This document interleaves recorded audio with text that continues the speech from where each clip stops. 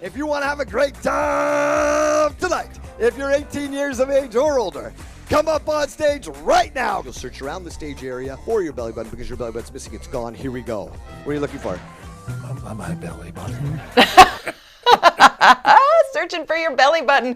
That looks like fun. So, hypnosis, improvisation, Hyprov, get it? Have you ever been hypnotized? Not been hypnotized, but I've been to one of the shows like that years and years ago, and it was the most fun and the craziest thing to witness. This show, Hyprov, is getting buzz all over North America. The New York Times just wrote about it recently. And so you recognize the characters, at least one of them. Colin Mochrie is a Canadian icon, comedy icon, improv specialist, and he has teamed up with master hypnotist Asad Mecci, and they have this show called Hyprov, which is coming to BC. And so we thought, okay, we got to get these guys on the show. Oh, absolutely. This is going to be a wild and wonderful ride. We all need a laugh and maybe a little bit of hypnosis. Let's welcome the gents to the program. Colin, Asad, thank you for being here. Well, thanks for having us. So Hello. Linda and I were talking before doing this segment and wondering about the type of person that gets hypnotized and sort of the background and backstory of what it's like to do what you do, Asad. Can you give us an idea of who comes running down to the stage to take part in your show? Sure. So people are able to dissociate from their surroundings and get really caught up in the moment. They're really good hypnotic subjects.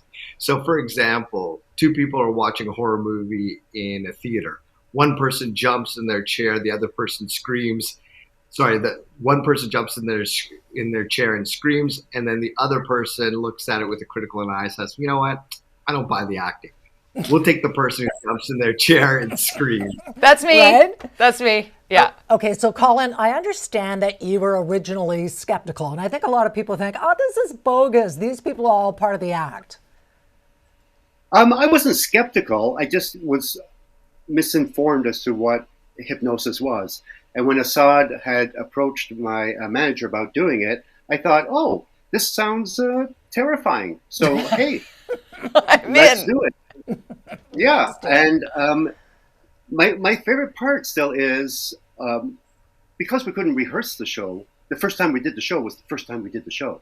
So we had no idea what was going to happen. And I said to Asad, hey, if I asked them to do this, will they do it? And he said, I don't know. It depends on the subject. Because every subject reacts differently. So I thought maybe that was a question I should have asked first. So take us on the timeline of how the two of you met and how the idea came to be of bringing together improv and hypnosis. Sure, I was taking classes at the Second City, and oftentimes instructors would say, get out of your head, you're too much in your head, meaning stop consciously constructing the comedy. At the time, I was already touring around the world performing my one-man act, doing hypnosis shows, comedy hypnosis shows on cruise lines. And then I thought, wait a second, I see what they're doing here. Is it possible to hypnotize somebody who has no experience in improv and turn them into a great improviser? And then from there, is it possible to raise the bar even further and bring in the world's greatest improviser to improvise with these people while they're under hypnosis? But see, that's the thing, Colin, because I would be very intimidated. You are masterful at what you do.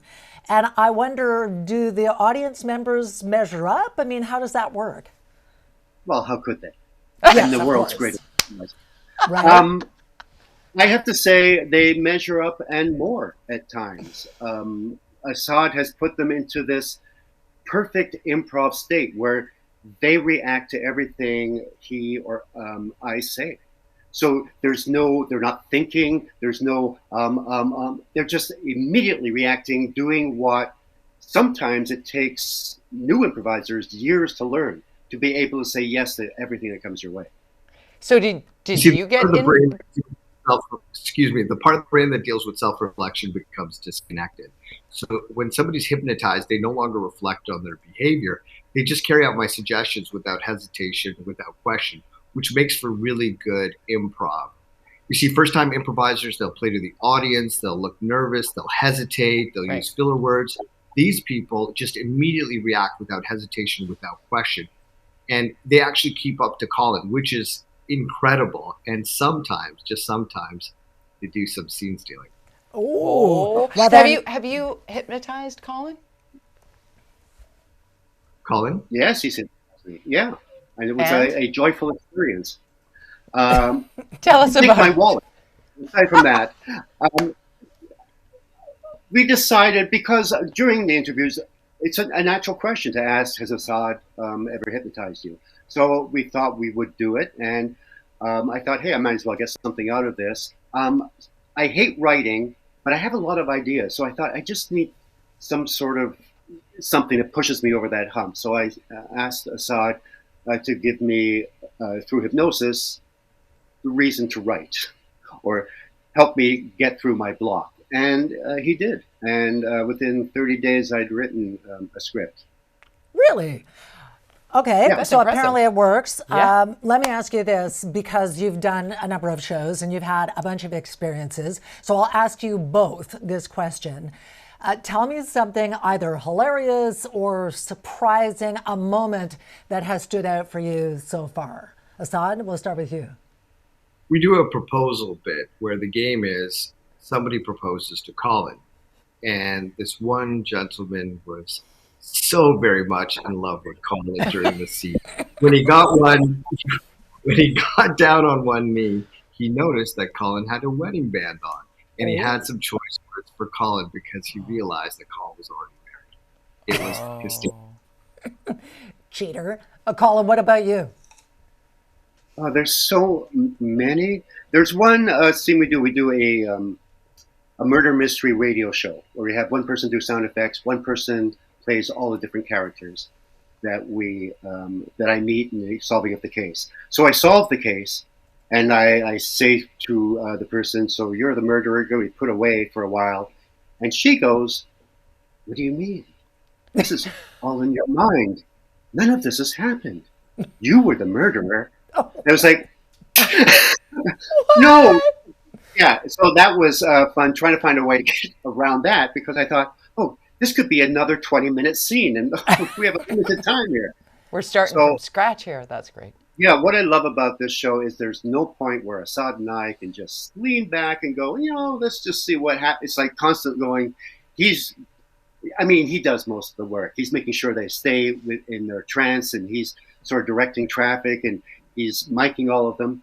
But it's insanity sometimes, controlled insanity. Controlled. It's like Yeah. theater and sport and improv and hypnotism. Okay, so when people come to your show, when the Vancouver dates, which we'll put up a board and everybody can get their tickets and get involved, how do those people end up on stage? Like, is it just a come on down situation?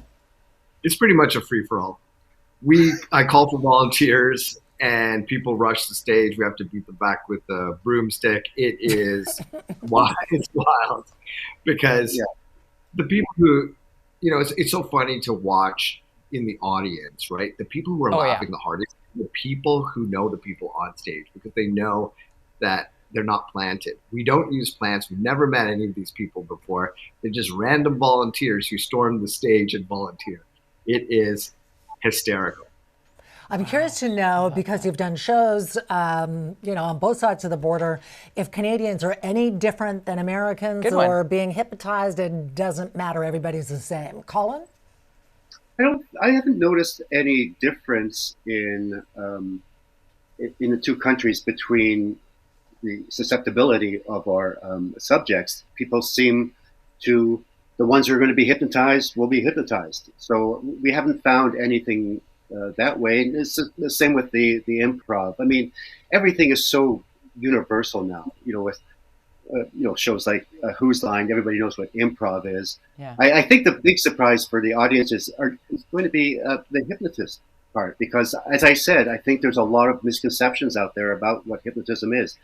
We have made a vow we will not make anyone cluck like a chicken unless they decide with their own free will. They are improvisers, and they're part of the troupe. So we're not making fun of them, because they're part of us, and there's no more humiliation than, your regular improv show, which is a low part, but still. There's a lot of trust built in there, though, as well. That's one of the things that we were talking about prior to, is coming to a show like this. And then, because I'm the jump scare girl in the horror film, watching the horror movie that you referenced. So I would probably go, yeah, why not me? But because of what you just said there, you're not out to make fun of people, you're out to make fun with people. And we all need a little bit of levity and fun now more than ever, perhaps. True. We're actually unlocking their inner comedic genius. That's what's happening. So on stage, these people are coming up on stage, and we are turning them into great improvisers, as well as they become our improv troupe. So they perform with us, and as they look great on stage, here's we improv. look great. That was our next guest decided to improv in with us on our show. Well, listen, Mark is sitting there. We're going to talk about international law at the same time. Improv and hilarity.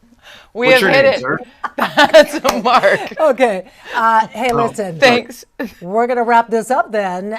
We have been talking to Asad Mecci and Colin Mochrie. We just kicked Colin Mochrie off our show. Let's go to the board. Thank you, Asad. Yes. Please tell Colin we didn't mean to kick him off our If you want to go to the show, it is at the Vogue Theatre in Vancouver, November 7th. And then, as you can see in Nanaimo, Campbell River, go to hypprov.com and check it out. There he is. Back. Yay, Colin. Sorry, we blew you out for another guest. I'm a ventriloquist, so we're working on the tour.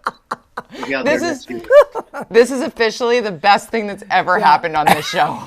I'm telling you, we've had some good stuff happen on this show, but this one wins the anything crazy ever happened. Thank you both so much. Really fun, and best of luck with the BC shows. Thanks for having me. Thank you, guys. Colin Mochrie and Asad Mecci. That was fun. That was outstanding. I want to go to that show. November 7th in Vancouver at the Vogue Theatre is the first of those dates. And of course, we'll put this up on our, if you just missed it, you walk back into the room, don't worry, we'll put this up on our CHEK Media website. All right, still ahead, Air Canada under fire again, forcing a disabled BC man to crawl off a plane without wheelchair assistance. What the hell is wrong with people? It's coming up next.